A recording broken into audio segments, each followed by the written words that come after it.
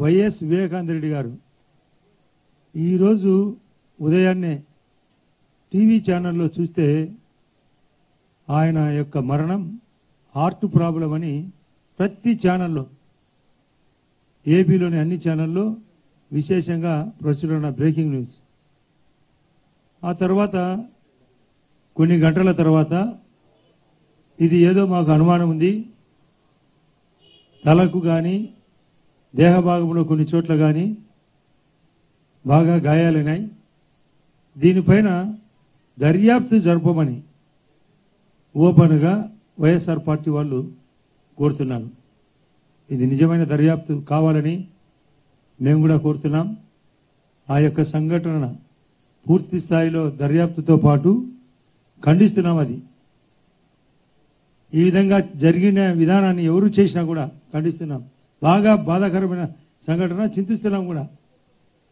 బాగా 68 సంవత్సరాల వ్యక్తి, మాకు వ్యక్తిగతంగా తెలుసు, నాకు మేము కలిసి ప్రయాణం చేసినాం.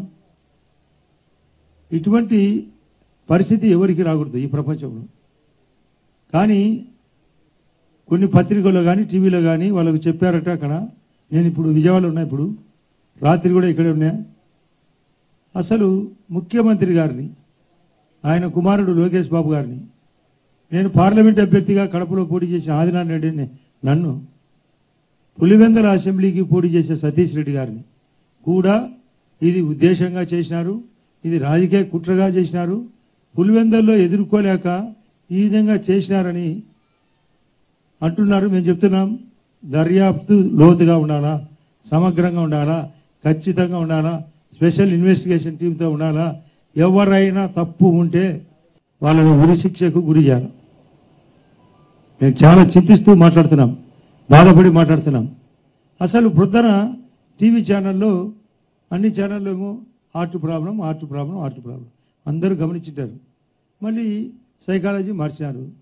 వాళ్ళ కుటుంబంలో, వాళ్ళ ఇంట్లో ఇన్సైడ్ జరిగిన సంఘటన వాళ్ళ కుటుంబ సభ్యులకే ఓపెన్గా చెప్తున్నారు. ఆయనకు టికెట్ విషయంలో వివాదం ఉంది, అవినాష్ రెడ్డి గారికి ఇద్దరికి సరిగా మాటల ధోరణి కూడా లేదు. ఇటువంటి పరిస్థితుల్లో ఏమన్నా జరిగింటే ఏం కథ విచారణ చేయమని, పోస్ట్ మార్టం సమగ్రంగా జరపాలా, ఫోరెన్సిక్ డిపార్ట్మెంట్ ద్వారా జరగాల, ఎంక్వైరీ కూడా డీప్గా జరగాల, వాళ్ళ యొక్క సంస్థలు ఏమన్నట్టు జరుపుకోవచ్చు, ఇది నిజానిజాలు తేల్చచ్చు. ఇలాంటి జరగడం అన్యాయం అని మేము చెప్తా అంటే మా మీద ఎప్పుడు చెప్పడం